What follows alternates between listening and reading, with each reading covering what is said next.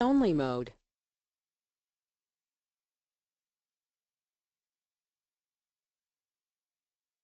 Good morning and good afternoon to all of our participants. I hope you can all hear me clearly. It is my great pleasure to welcome you to today's new Coalition for Action webinar series. The first webinar under this new initiative will focus on the IRENA Costing Alliance. Today we will be hearing from various organizations how important it is to secure accurate and reliable renewable energy cost data, and why participation also from your side is so central to further raise awareness on the cost competitiveness of renewable energy. This webinar is being held by the Coalition for Action and facilitated by the International Renewable Energy Agency IRENA in partnership with the Global Solar Council and the Global Wind Energy Council. Before we start, just a quick disclaimer from our side that the Coalition for Action and IRENA do not endorse or recommend specific products or services shared within its webinar series. For today's webinar, we have two options for listening in. You may connect by computer by selecting mic and speakers, or by phone by selecting the telephone option in the right-hand panel. If you should face any technical difficulties during the webinar, please contact the GoToWebinar help desk at the number provided on your screen. We would also like to encourage everyone to ask questions by selecting the questions panel in the right-hand bar and entering your question with a note of who you would like the question directed to. We will be collecting questions throughout the webinar, and we will have a question and answer period following all the three presentations. So without further ado, please, you can see on the screen in front of you the agenda for today. I will first provide you with a quick overview and background on the Coalition for Action. Following this, I will introduce the panelists and hand the floor over to them for their presentations. As mentioned previously, we will close the session with a Q&A session. About the IRENA Coalition for Action, the Coalition for Action was initiated in January 2014 by 35 leading players in the renewable energy area from around the world, and the main mandate is to bolster public support for renewable energy. The coalition primarily aims to promote the wider and faster uptake of renewable energy technologies by improving the public's understanding. Ensuring full public confidence in renewable energy has emerged as a key factor for the fast tracking of their deployment and also vital to achieve a sustainable energy future. Therefore, the coalition aims to communicate truthful and accurate messages on renewable energy with the public and decision makers around the world through a wide range of channels, including this new webinar series. So we're very delighted that we have a wide array of panelists with us today that I would like to introduce to you now. Our first speaker will be Michael Taylor, who is a Senior Renewable Energy Costing Analyst at IRENA. His presentation will be followed by Steve Sawyer, who is the Secretary General of the Global Wind Energy Council. Lastly, we will also hear from John Smirnov, who is the Secretary of the Global Solar Council. We do hope that you will all enjoy the webinar, and with that I would like to hand the floor to our first speaker, Michael.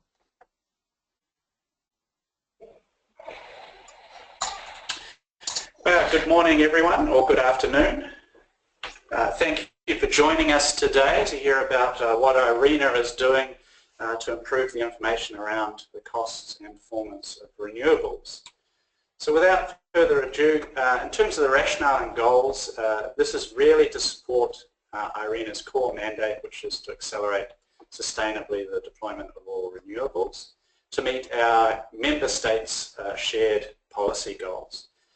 One of the large issues that many of those countries face is the lack of objective and up-to-date data from trusted sources about the current costs and performance of renewable energy technologies, given the very rapid improvements in technology and costs, particularly for solar PV and onshore wind. This is a particular problem given the outdated numbers can be just 6 months old in some cases, and we end up in the undesirable position of opinion-based decision making that isn't driven by facts. So what we want to do is help our member states by filling that gap and assisting them in having an improved decision making process, hopefully allowing more ambitious policies. And there are also other benefits around communicating some of the very good news that's coming out from the renewable sector. So to summarise somewhat, the renewable cost analysis work at IRENA is trying to fill a very important gap in knowledge. We've developed a world-class database on the costs and performance of renewable power generation technologies, and I'll talk about that in a minute. But that also means that we can do a lot of very in-depth analysis that hopefully answers more directly some of the questions our member states have. Although we have focused on power generation, given the exciting developments there, we are planning to cover all sectors, and we've already looked at transportation, and we're going to look at stationary applications soon. And as we're talking about today, we have the IRENA Renewable Costing Alliance, which fulfills a number of different purposes, which I'll talk about later on, that allows us to deepen engagement. All of the work that IRENA does is available online and for download for free. And you can see a selection of our publications just on the cost issues that you are free to browse after this webinar. So the IRENA Renewable Cost Database, we've invested significant time and effort in developing this database, and we're fortunate that our member states have been able to fund that activity. The scope and coverage, as I said, is focused on power generation at the moment. We have 15,000 utility scale projects for which we can calculate LCOE reasonably accurately. 3/4 to 1 million small scale solar PV projects as well. We have a smaller data set on biofuels and EV, which we're working on updating at the moment. We've also started work on stationary applications, looking at the performance of heat pumps as the first part, and then moving on to solar thermal and bioenergy for heating. One important caveat is that the power database is concentrated in non-OECD countries just because of the way in which some of this data comes into the public domain, and a lot of the information that we have been able to find that's already been aggregated is coming from some of these multilateral financing initiatives, development projects and so on, where information does come into the public domain a little easier. The database itself is concentrated around the three, if you like, largest and also most dynamic technologies: onshore wind, solar photovoltaics and hydropower. The data coverage in general is not as good as we would like, depending on the country and the technology. Partly that sometimes reflects deployment patterns. In other cases it reflects the fact it's very difficult for us to collect data. Given the importance of China in the deployment of renewable energy technologies, power generation technologies, there's no surprise to see that the most data we have is actually coming out of China. So I mentioned earlier that there are significant benefits from having this kind of data available, and why we think it does fill an important gap. And it allows us to be quite categoric in terms of highlighting just how competitive renewable technologies are. In this chart, each circle represents a power generation project. The centre on the y-axis is the liberalised cost of electricity, and you can see the change from 2010 to 2014. And what we see is that when you overlay the fossil fuel power cost range, is that biomass, geothermal and hydro and onshore wind can be very competitive technologies for new capacity today. Solar PV is obviously falling rapidly into that range, although there's still a wide variation. Concentrating solar power and offshore wind are technologies that are much younger in terms of their deployment, around 5 and 13 gigawatts today, so not surprising that they still have a lot of progress on the learning curve to achieve. So we can be quite categoric about this, building up this from our very detailed database. And we also allows us to explain to policymakers some of the higher level drivers so that they can understand the dynamics of what's happening in the markets and hopefully adjust their policies to allow for this. So for instance, for wind power, what we have is a virtuous circle where technology improvements leading to higher capacity factors, declining turbine prices all lead to falling levelized cost of electricity from onshore wind. And so that's an important element to explain to policymakers, because when we start to look forward into the future, some of those drivers for cost reductions, the share is going to change. It also allows us to look a little bit more at cost structures between countries to try and help countries understand what an efficient total installed cost structure might look like. And here you can see individual projects for onshore wind grouped by colour for the country or region. What you can see is that some countries, for instance China, have a relatively lower quality resource, but in fact behind this data is the explanation, and the fact that they have quite a significantly lower cost structure than those out to the right of the chart. It also helps, once you dive into this data, to come up with questions that you may not have previously thought of, or opportunities, if you like, for policymakers to look for cost reductions.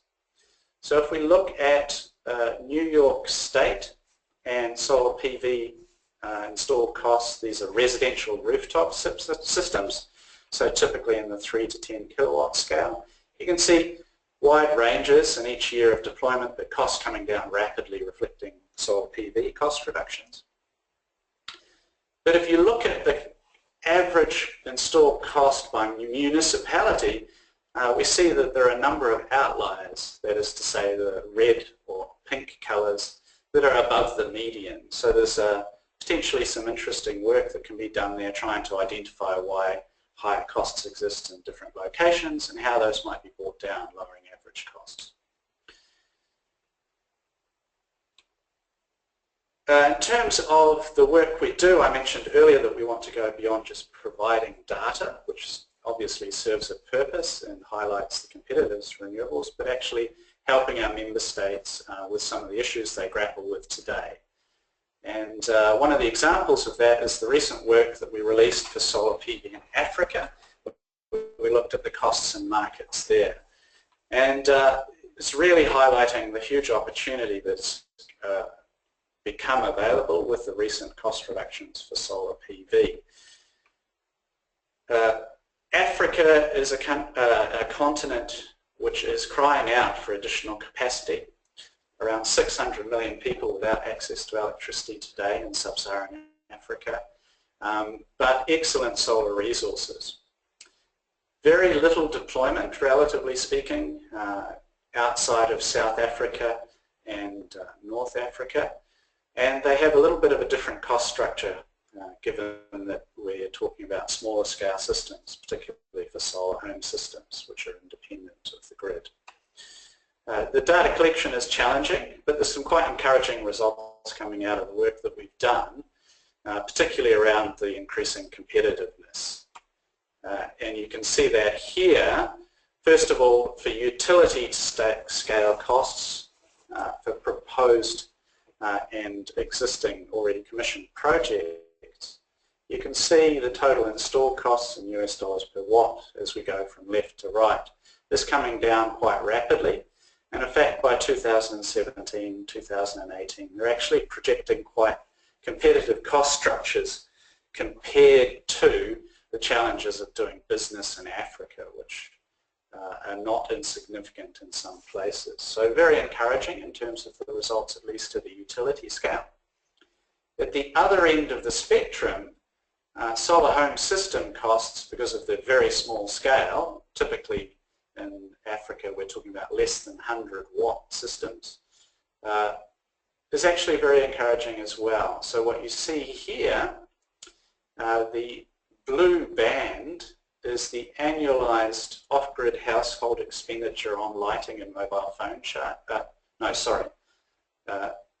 The blue band is actually the annualized solar home system cost. The orange and blue circles is the annual off-grid household expenditure on lighting and mobile phone consumption. And you can see here that there's a significant overlap, and in many cases solar home systems today on an annual basis offer a cheaper solution and a better quality service compared to, say, kerosene lamps with their poor quality lighting and internal smoke and pollution issues within the actual household. So very exciting developments that have given a bit more clarity to our member states in Africa around some of the opportunities and what are efficient cost structures that they should expect when they're starting out developing new markets. The other element of answering questions that come from this analysis, of course, is if we provide better data on today's costs, the next question is what about the future? And so we also released this year in June a report on the cost reduction potentials for solar and wind, that is to say concentrating solar power, solar PV, onshore and offshore wind. I don't want to go through all of it today, but just to highlight, if you will, some of the key messages that came out of that, including that the costs are going to continue to fall for solar and wind power technologies. They may be mature in terms of their commercialization, but certainly not from the technology improvement potential aspect or indeed the cost aspect. Part of the opportunities today exist from quite large cost differentials, particularly for solar PV between different markets. There are an element of structural cost differences that are important there, but there are also some which are undoubtedly going to be due to policy, and there are certain policy levers that could be used to drive those costs into convergence. We'll see continued technology innovation on both the performance and manufacturing side, helping to drive down costs. And of course the growing scale of the market for these technologies is also a very important driver in terms of learning from doing and competition in the value chain. But the overall message is that some of these cost reductions are going to be a little bit more challenging to unlock, and the policy framework needs to adapt to take that into account, which was one of the key messages that came out of it. In terms of some of the order of magnitude, solar PV installed costs, they fell by just over 60% between 2009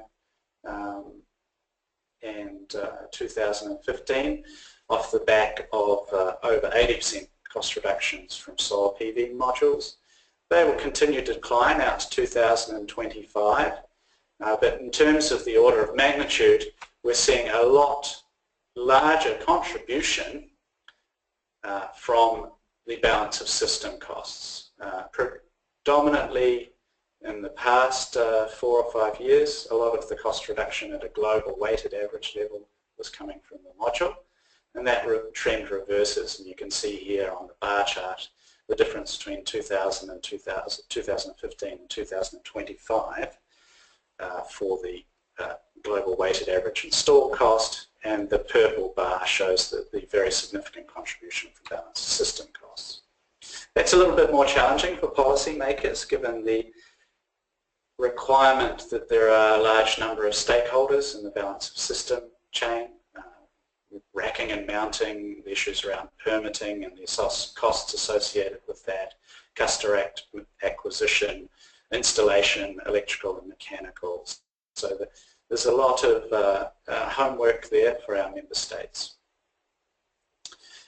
To complement the cost data, the total installed cost data that we collect and the capacity factors for individual projects to calculate levelized costs of electricity, we've complemented that by creating a database of PPA and tender prices This is slightly different. Here you can see on the x-axis this is the year of the option, whereas all of the previous data I've shown is the year of commissioning.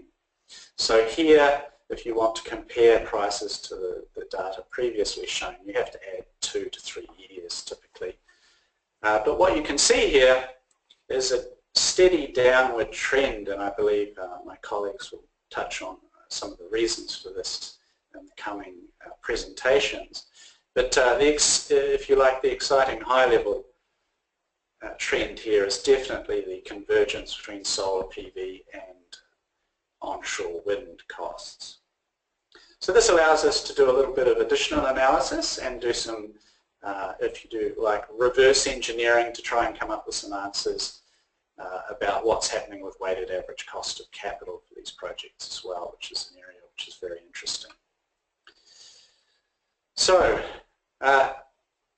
we've expended a lot of time and energy collecting this data, but we've exhausted a lot of the low-hanging fruit. And so in order to turn around the data collection process, we've launched in 2014 the IRENA Renewable Costing Alliance. So what is the Costing Alliance?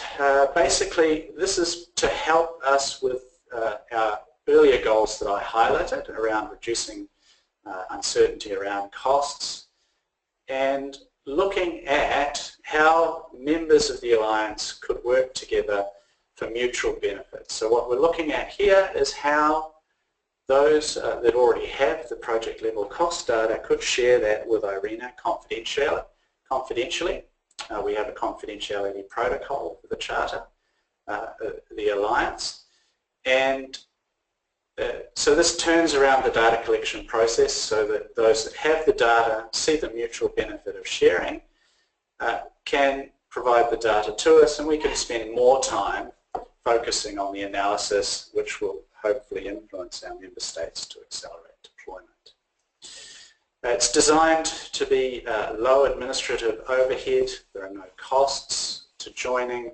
It's based on the mutual benefit of sharing data, and joining the Alliance allows also a more detailed engagement. There are 3 tiers to the IRENA Renewable Costing Alliance.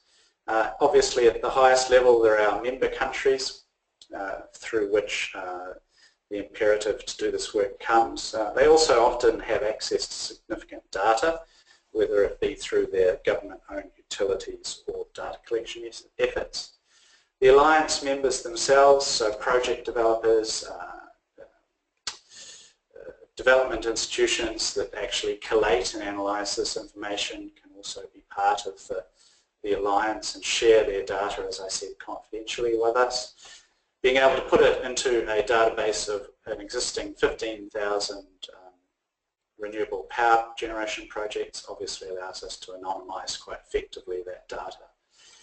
There's also, for those that don't actually have renewable project data, it's possible to become an observer simply by informing us, and we will put you on our mailing list, and you'll be able to follow what's happening with the Alliance even if you aren't in a position to be a member and have some of the other benefits around being able to query the database in more detail than what we have online publicly. So, of course, we'd be delighted if your organisation would be interested in talking to us about the opportunities of becoming an Alliance member and sharing your data with us for the benefit of everyone, and we'd be happy to do that at a later date. Before we close out, it's probably worthwhile also mentioning something of the upcoming cost analysis that we're going to be doing. In the next month or so, we'll be releasing IRENA's PV parity indicators, which is a quarterly effort to track competitiveness of residential rooftop solar PV, starting with 2 of the larger historical markets, California and Germany, where We presented some of the initial results from our update of the Global Wind Learning Curve in the Power to Change report, which is already online, but we're working on a separate paper to present that in a little bit more detail. As I mentioned, stationary applications is an important requirement for the energy transition. Of course, if we're going to decarbonise the energy sector sooner rather than later, we have to look at the end-use sectors, and the costs of renewables there is an important component. We're having a little bit of a thought piece on renewables and energy and their contribution to energy security. And we're also looking at one of the hot topics today for islands and solar home systems, and increasingly in the future for the grid as utility scale variable renewable integration shares increase, is batteries, electric batteries. We're also very interested in trying to collect data and do some analysis on the trends in financing costs. If it's difficult to collect data on project level for installed costs of projects, it's almost impossible to get this data, so it's very more challenging. We'll do more of a piece that covers what's available at the moment from different surveys. So there's a lot of numbers out there.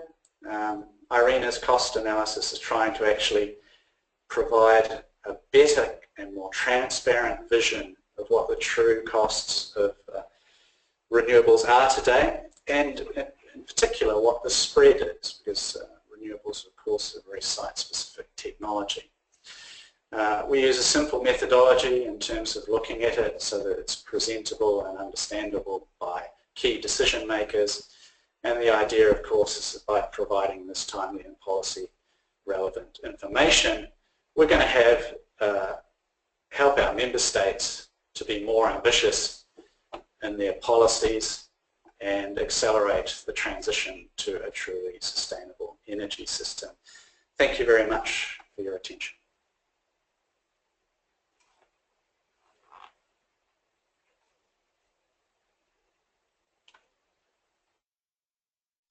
Okay, Michael, thanks very much for that very thorough presentation, and thanks also for your great work you do during the Costing Alliance. It's a difficult job, it's a thankless job, and you're always running to play catch-up, but you really do a lot of excellent work. My name is Steve Sawyer. I'm the Secretary General of the Global Wind Energy Council, and I'm just going to talk for a few minutes here about what's happening with costs in the wind sector. For those of you who don't know us, GWEC is a global trade association representing both the major companies as well as the major national and regional associations in the wind sector internationally.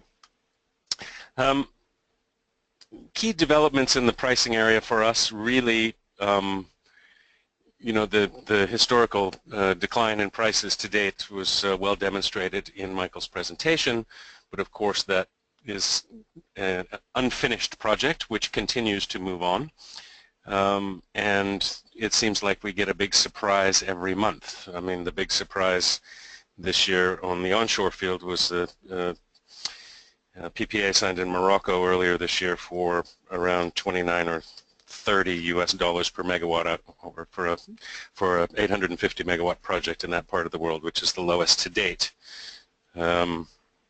But it also depends very much, and one of the difficulties that I know you wrestle with is of course the currency issue. I mean, we had a situation a few years ago where apparently the price of wind power dropped 35% in the space of about 2 months in Brazil. But of course what actually happened was the Brazilian real cratered against the dollar, and since all the measurements are done in dollars, or most of them are done in dollars or euros, that's not reflected. So that's something that has to be taken into account. I mean, asking how much does wind power cost is probably the question that I get more than any other single one, and the only thing I can say is it depends on where and it depends on when. The major reasons for the onshore decreases in the last 4, 5, 6 years are obviously scaling up of the industry, better financing models. We had a situation where before the financial crisis, the majority of of wind power projects were developed using debt financing from commercial financial institutions. In the wake of that crisis, that money has become more expensive and less available, and hence plays a much smaller role, and it's now much more having to do with institutional level financing, which reflect both the stability of the technology, but also the maturity of the investment community and the acceptance of wind as a traditional utility scale phenomenon. 20-year PPAs, which are associated with most of the auction systems, help a great deal. Well, the growth of wind in particular in Europe has been on the basis of feed-in tariffs. Very few of them would last for 20 years. In some cases much, much less than that. Obviously the machines have improved with increased capacity factors, taller towers, longer blades, lower cut-in speeds, down-rated generators, better siting and management, all of which contribute to a more stable and production of electricity that occurs a larger percentage of the time. One of the surprising developments, and this industry, and I'm sure solar as well, even more so. I mean, I used to think that the wind power industry was very volatile and fast-moving until the solar business really started to take off. And we're relatively slow and staid in comparison. But what hasn't been slow and staid has been the precipitous decline in offshore prices this year in Europe. As the projects began to move offshore, some distance, 30, 40, 50 kilometers, or even more in some cases, and into deeper and deeper waters, the prices actually were going up 5 or 6 or 7 years ago. And the industry and the policymakers and everyone else who was paying for it were getting very concerned about this, and a lot of work had been done to agree on cost reduction measures which could see us reach a target of 100 euros a megawatt hour by 2020. However, in this year, in 2016, the first big breakthrough, well, actually it was last year when the Horns Reef 3 extension in Denmark came in at 103 euros, which was astonishing to people. But then about 3 or 4 months ago, we had the Borssele project off the coast of the Netherlands at $72 a megawatt hour. A few months later, a Danish nearshore at 63 euros a megawatt hour. And just last week, the Kriegers Flak project in the Danish Baltic came in at less than 50 euros a megawatt hour. So these are just a few anecdotes, and it's too early to tell whether this is the new normal, but it's certainly a very positive sign for making offshore wind competitive in the markets where it's relevant, which now is primarily or almost exclusively in Northern Europe. If we look towards the future, where these future cost reductions are going to come from, as Michael correctly identified, the CapEx expenditures are going to go down, CapEx per unit of electricity produced, rather than maybe the absolute cost of an individual turbines. Part of that is the scaling up of the machines.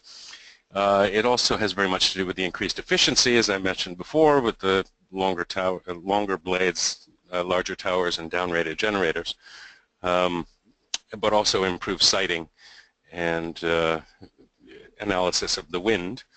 For offshore, again, it's too early to tell, but my assessment of the dramatic price decreases in the last few months that we've seen is largely through the introduction of the 6, 7, and 8 megawatt machines, very, very large machines, the largest one now being with a rotor diameter of 164 meters.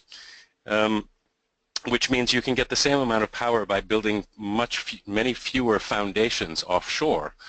And while the capital costs of onshore wind farms, about 65% of the capital cost is the turbine itself, and 35% is the EPC and the balance of plant, the situation is basically reversed offshore, where the turbine might be as low as 30% of the cost of an individual installation, and the foundation and the cabling and the substations and all the rest of it are, in all cases at least, well over 50%. So if you have larger machines and fewer foundations, you obviously can reduce your CapEx substantially, and I think that's played a big role in terms of the recent cost reductions that we've seen. Capacity factors, obviously that's critical, particularly as penetration levels increase. both to decrease the variability that the grid has to deal with, but also so that the wind turbines can be producing electricity for a much larger percentage of any given day with lower cut-in speeds. That might reduce the top end that they would produce during a gale like we had here in Europe over the last few weeks, where Denmark was producing 110% of its electricity demand from wind, and new records were set in Germany and Holland and elsewhere. But that's usually not an issue anyway, and we are now using both LiDAR and Doppler radar.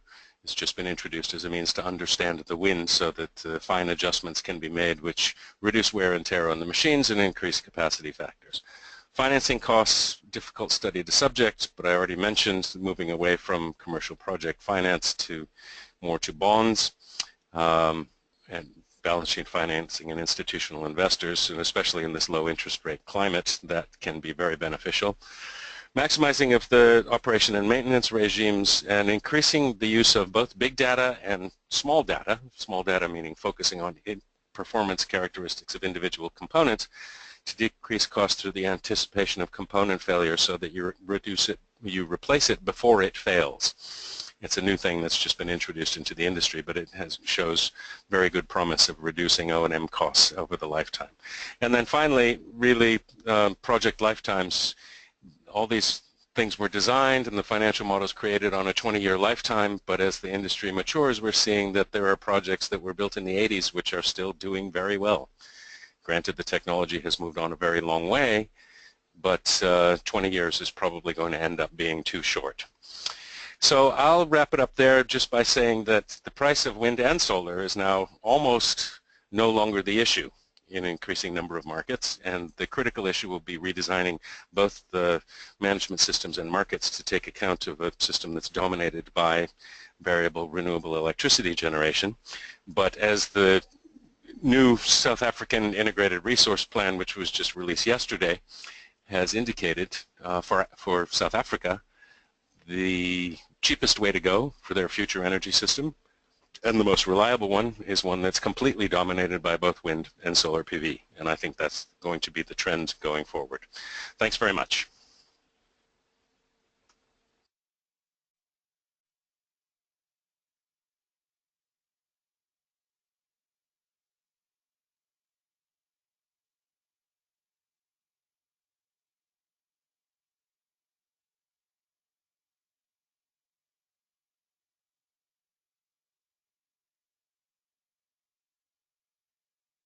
Yes, hello, this is Stephanie again. We would hand it over now to John for his presentation.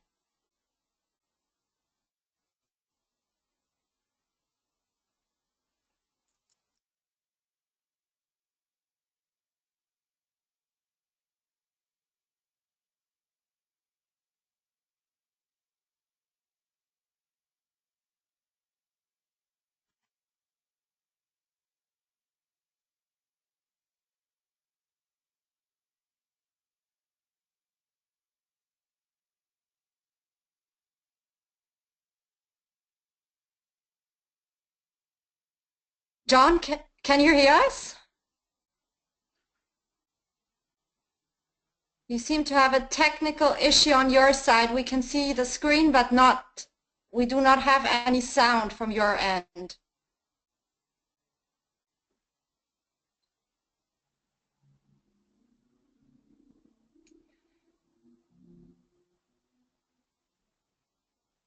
So to all the participants, we apologize for this technical glitch. Hopefully he will be able to join us momentarily.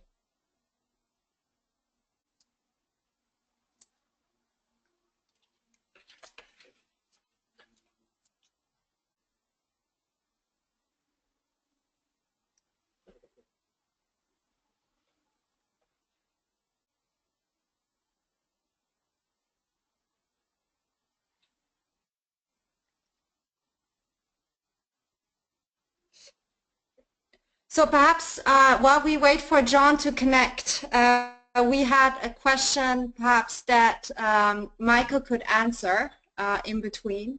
So we had a question regarding the LCOE and the methodology that IRENA is using to come up with the COE calculation.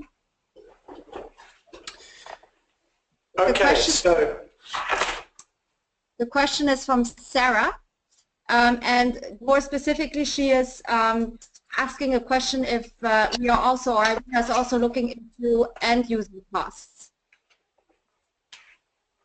Sorry, end-use costs? Yes. Right, okay.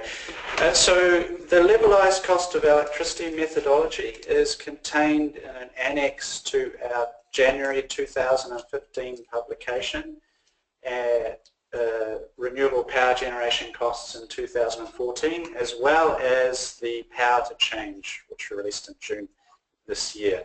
To summarise, it's a pretty standardised Liberalised cost of electricity calculation based on discounted cash flows. We take the installed cost and capacity factor from the project database that we have.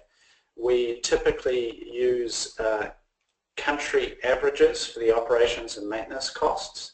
It's typically much more difficult to actually come up with, to find data at a project level for that. So we don't even actually try, we just take people who have already calculated those things.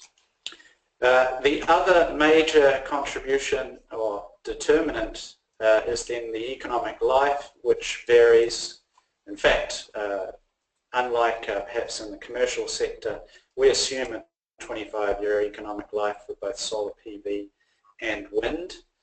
There is some indication that solar PV is actually looking now for some of these PPAs that are based on 30 years, but we don't have any firm confirmation of that. Hydropower at 40 years and bioenergy at 20 years. The weighted average cost of capital, we actually control for that because we don't have a good understanding of the real differences between countries. So we assume 7.5% real weighted average cost of capital. The LCOE excludes all incentives, financial or otherwise, as well as, again, it's only a levelized cost of electricity, so it doesn't include system costs or the impact of the merit order effect on wholesale prices. And in terms of end user costs, we do calculate,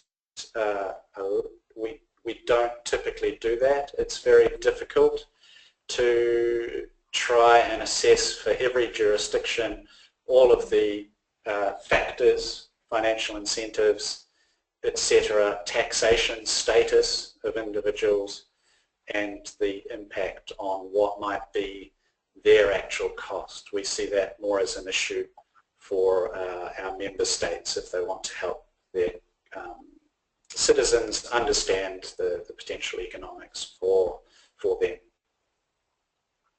So that was quite a long-winded answer. I do point you to the annex, and if you have any questions, of course, by email, we'd be happy to go through that. Thank you very much, Michael. We're still trying to get John online again. Perhaps we'll go, because we have quite a lot of questions also coming in from the audience. So we would suggest that we just proceed with some of the questions. The next question, and perhaps also here Steve can jump in, is a question related to wind and solar at the same time. So there's Frank who's asking what the ratio is today for costs between development, production, operation and support and disposal. So more a question regarding life cycle costs between and the difference between solar and wind energy. Perhaps Steve, we can start with you from a wind perspective. The lady was informing me that I was unmuted during a key part of your question. So can you just repeat the middle bit again? Okay, sure. So the question was during the whole life cycle of a solar system, going from manufacturing to disposal, where do you see the main costs in the past, and where do you see the main costs basically changing in the future?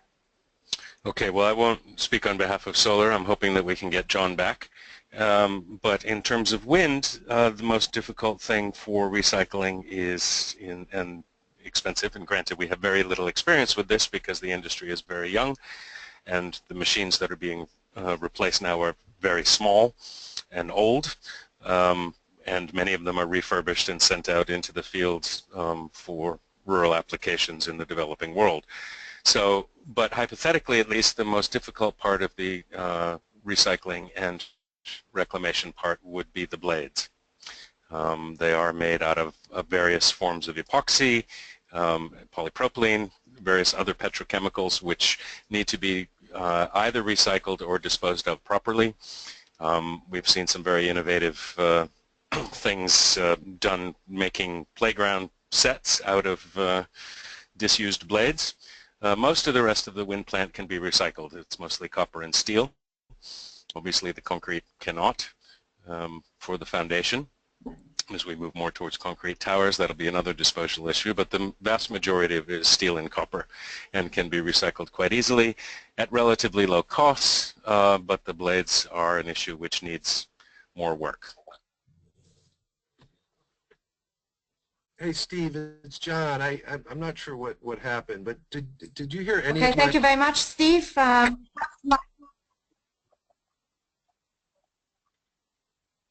No, we didn't hear any of it, John, but perhaps we can give you the presentation rights back and you can start again. Yeah, I'm sorry. I have no idea what happened, but it was showing that it was operating. I was showing on screen, but yeah, let me just run through very quickly, and again, apologies for that. So John Smirnow, Global Solar Council. What I really want to focus on today is just why we think the Costing Alliance is so important. You know, data collection is really essential in the industry, both to educate key stakeholders, leadership on the importance of renewable energy, but also I think for forecasting.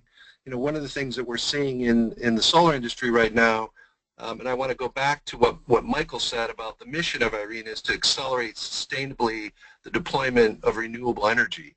Sustainability is really essential, and while we're seeing great cost reductions in the solar industry, you know, on the module pricing side right now, prices are so low that, you know, maybe they're not sustainable, at least for the short term. It's really important that you have a completely healthy solar supply chain, that manufacturers are able to make money to reinvest in R&D. We can't just have a model where the developers and consumers are doing well, getting lower costs, making profits, while the manufacturers are suffering and, you know, being forced into consolidation. And data collection could help prevent some of that. The more data you have, the better ability that you are going to be to forecast, figure out maybe what longer term capacity strategies, production strategies could be. But really, more than anything, just encourage both the associations, the national and regional associations throughout the whole renewable energy supply chain, to educate your members on the Cost Alliance, the companies, the entities that have that data, and encourage them to work with IRENA to really help build out a robust database. The Global Solar Council, we have currently 25 national and regional solar associations as members. Collectively, they represent associations in more than 40 countries. And we're young, we're only a year old, but a principal focus for 2017 is going to be to really build out that 40-country network to make a robust data collection and dissemination hub. And so the Global Solar Council, through our quarterly reports, through working with other organizations like Solar Power Europe on the global market outlook, with IRENA, to really work through our national and regional members to collect data is going to be something of importance for us. So again, apologies that I was off the air for a while, but happy to take any questions. Okay. Okay, thank you very much, John, also for being able to reconnect. Perhaps we'll start again and follow up on the questions that Steve already brilliantly answered regarding the life cycle cost of wind energy and also comparing the past with the future. And perhaps that's a question that I would first then direct to you, John, and then perhaps Michael can also complement on the wind and the solar side at the end. So the question, John, was from a life cycle perspective, solar energy going from manufacturing to decommissioning and recycling. How do you see also the costs for a solar system or solar panel more specifically evolve in the future? So a couple things. If you look at the whole life cycle of a solar panel, the first thing I would say is the industry does need to start taking action on the end-of-life issues like recycling. And indeed, I know in Europe, a lot of work's being done on recycling. Japan's starting to look into recycling initiatives. And in the United States, the Solar Energy Industry Association just launched a recycling initiative. And we're not going to see massive volumes of solar panels reach their useful end of life for several years. But now's the time to start thinking about that and building the infrastructure. And I don't think that's going to add cost to the industry. I think over time, working on research and development, designing modules to be disassembled, it'll be a net benefit. But there's definitely going to be some research and development money up front. For modules, we're going to continue to see costs come down. As I said earlier, I think costs right now are probably unsustainable. Again, we really want a healthy, full solar supply chain, and I think there are segments of the industry that are under stress right now. I don't have any immediate answers for that, but I think having good, robust data is going to help with forecasting, production capacities. I think that's important. We're also seeing technologies being adopted, especially in the Asia region. A lot of the manufacturers are moving to higher efficiency modules, so monocrystalline modules. The technology called the PERC technology we're finding now that they're able to increase the efficiencies 1 or 2 percentage points even more with not much added cost. And that supply chain is being built out to support the higher efficiency modules. I think we're going to see some of that. There's also a lot of good work that we're starting to see in using less silicon, thinner wafers, more efficient ways of manufacturing wafers where there's less electricity used in the production of polysilicon, which electricity costs to produce polysilicon are it's a huge area where if you can get electricity costs down, you can get some of the technology costs down. So optimistic that we're going to continue to see price declines for largely technological advances, and I think there's still a lot of opportunity to increase the efficiency of solar panels and keep costs relatively where they are now, which is overall going to have a net benefit. Thank you very much, John. Michael, do you want to add to Steve's and John's answer? Just to chime in that in terms of the life cycle costs, because of you're talking about putting aside money for decommissioning over the lifetime of the project, that doesn't contribute much at all to the levelized cost of electricity. After the total install cost, given there's no fuel costs obviously for solar or wind, the next largest contributor is operations and maintenance costs, which may be between 18 and say 25% of the levelized cost of electricity over the full life cycle.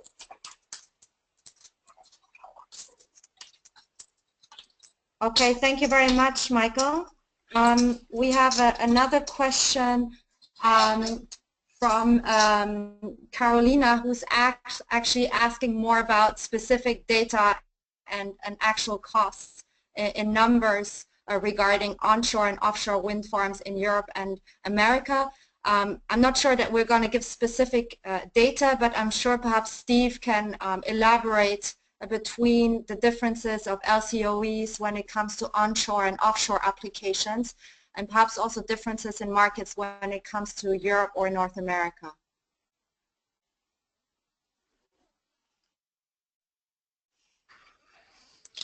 Yeah, well, I'd have to, Steve?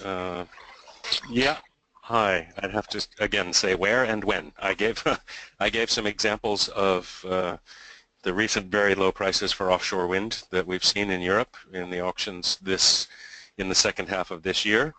We'll have the announcement of the second tranche of the Borssele plant quite soon. I would imagine that it will be somewhere in that same range or even lower. So I think we're going to see LCOE costs of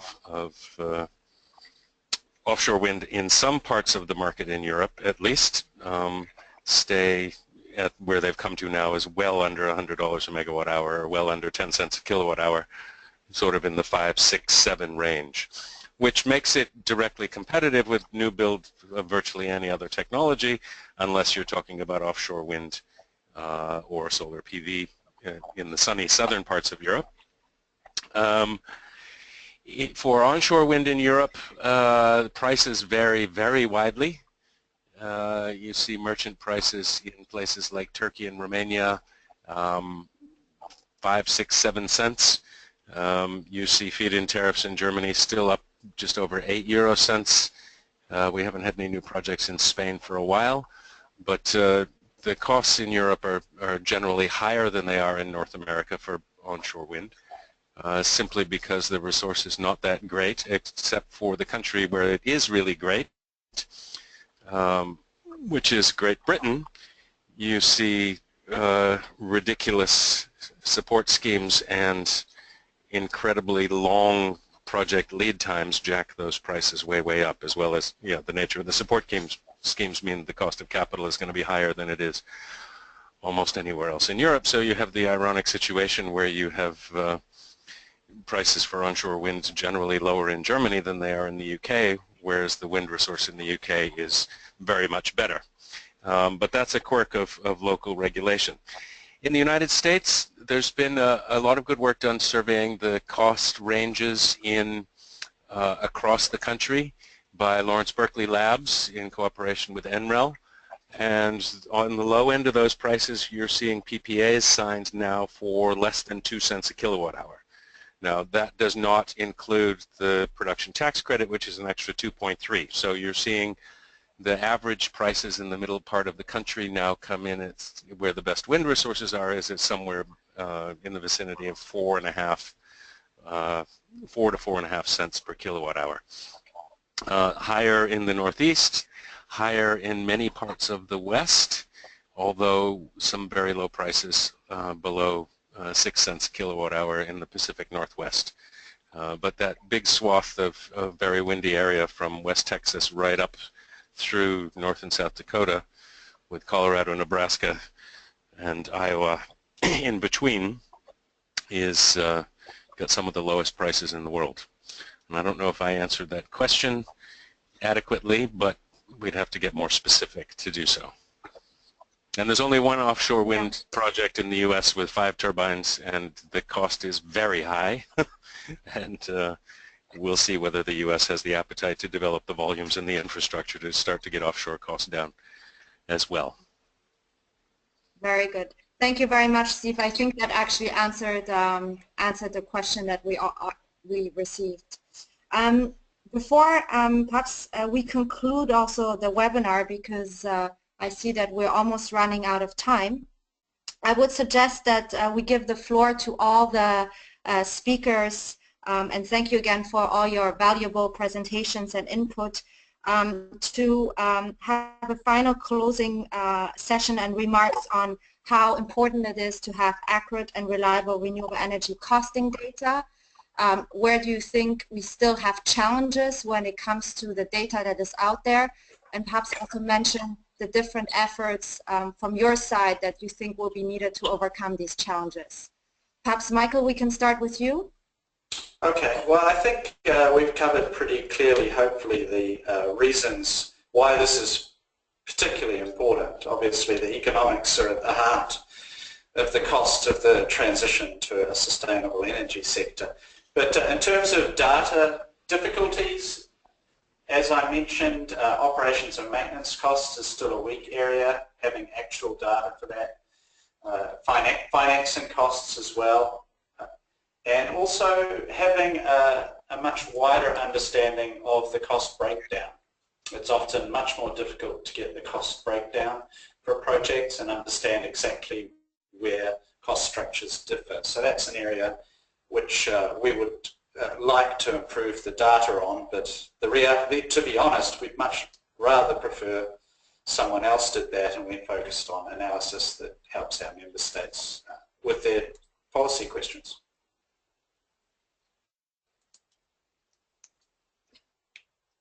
Okay, John, do you want to jump in? Yeah, for us, it's really about building a network. I know IRENA, goes directly to the national government, but we also think that there's an important role for the national regional associations to help with certainly either collecting or disseminating data. Collection of data obviously is more complicated, but in the meantime, really encouraging the national regional associations, encouraging their members to work with IRENA, especially in the solar industry, just because we're so young, to work with IRENA on the Costing Alliance. Thank you very much, John, and I'll hand it over to Steve. Yeah, just very quickly. You guys do an excellent work, and I believe some of my members have contributed to getting you some of that data, which is very not transparent on O&M costs, on operational costs, and all the things that they hold as, in an intensely competitive industry, they hold as trade secrets. And I will continue to encourage to get more of them to do so. But let's always remember that what we're really talking about here is price, because the costs to the companies of delivering the service, the difference between the two is what they survive on, and they are going to guard that very carefully. You can infer some of it from annual reports and market prices and various other things, but what we're going to be able to do a lot of is price data and try to help keep the IRENA database to be, as it is now, the most up-to-date going, but cost is another thing altogether. So thank you very much to all our participants and also the speakers that we had today. We apologize again for the technical glitch, but we do hope that you enjoyed the sessions and the presentations today. Before we conclude, we would like to ask you that you answer a short survey about today's webinar. You will see 3 questions pop up on your screen, and you will simply need to select your choice.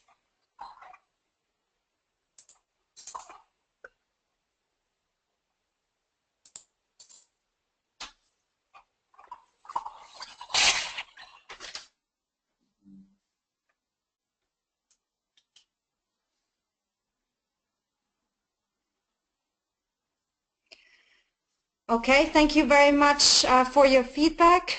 Before concluding the webinar, we would like to invite you to connect with IRENA's Costing Alliance team and get in touch with them if you have, for example, useful data to share or if you have any further questions. You will also be able to watch this webinar again or share it with a friend. We will have a full recording available on the IRENA YouTube channel. Thank you very much again for participating today, and have a great day.